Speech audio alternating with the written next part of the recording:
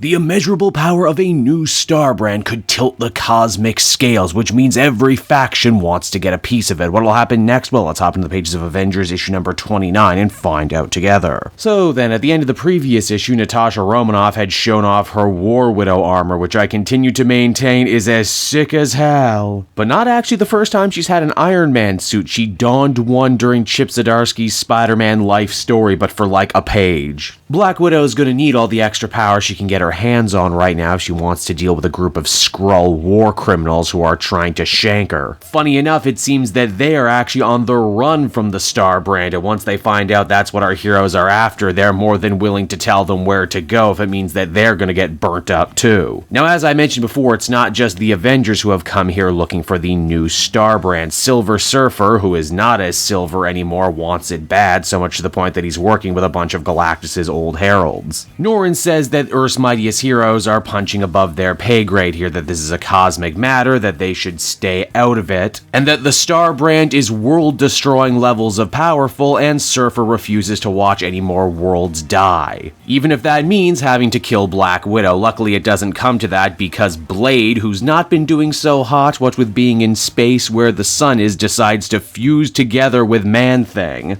to create basically a set of sun-resistant armor. He also tests the theory, do all things that no fear burn under the touch of Man-Thing? The answer is yes, even when you're the Silver Surfer. And you're probably thinking to yourself, man, what a cool matchup, but guess what? It doesn't stop there. We get more. There's Captain Marvel fighting it out with Firelord, which now makes all the sense in the world why she became binary again ever so briefly, because we gotta have two fire folks fighting each other. Even Terrax the Tamer versus the Savage She-Hulk was a fight I didn't know I needed to see until I saw it. Man, this is some cool stuff. The Heralds, too, despite being very different individuals, all are very much on the same page about the Starbrand issue, mainly that Earth shouldn't be allowed to have it. They already have too many world-destroying weapons, and how can they be trusted with a Starbrand when they couldn't even be trusted to keep their Thor from turning into a broodling? Honestly, you know, Avengers, they totally got your number on that one. Terrax, being the biggest dick of the group, even goes a step forward, saying it would have been better if Starbrand never existed. That way he never could have become Earth's first hero, and Earth itself probably wouldn't have survived the Stone Age. So yeah, we got a lot of really big, heavy hitters knocking the crap out of each other, all to try and be the first to claim this new Starbrand for themselves. Everyone except for the Shi'ar Empire, you know, the ones who more or less initiated all of this. The ones for whom all of this story has been taking place in a Shi'ar penal colony. Well, Gladiator is finally forced to get up off his big purple butt and do something about this. While the other two factions are fighting, he manages to make his way to the world where the Starbrand is currently being born. Gladiator sentences this Starbrand to death under Shi'ar law, and it's here we discover that this new Starbrand is not what you may have thought. First off, they're human. Second off, they're pregnant. Which, naturally, as the comic comes to a close, begs the question, is it the mother who has the power of the Starbrand, or does the baby have the power of the Starbrand? Oh my god, are we gonna get baby Starbrand like Baby Yoda? And so that was Avengers issue number 29, and I gotta say, this issue really saved this arc for me. I've been kind of down and dour on the last couple issues, but here I finally see what Jason Aaron is doing. The injection of all the different former Heralds of Galactus was exactly what this story needed. It's fun to see the Avengers cross paths with them, you know, we get some cool matchups. Heck, in a way, they're kind of sympathetic antagonists, too, because they do ask the question, why does Earth have to control every single super being? Isn't that, you know, kind of pushing the scales in the wrong direction? And now with the extra added dimension of who and what this new Starbrand could possibly be, the doors are open for a lot of potential story down the line, and I'm super excited about that. Overall, I'd give this one an 8 out of 10. Way to pull it out, Aaron.